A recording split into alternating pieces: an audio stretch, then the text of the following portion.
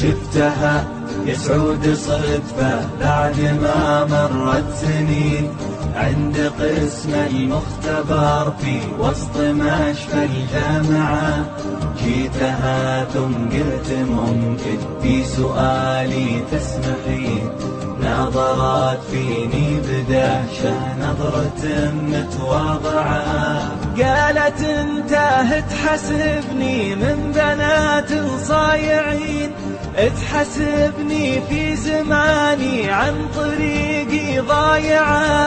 قلت انا ما راح اطول كل ابوها كلمتين، وابعدت عني شوية ثم جتني راجعة.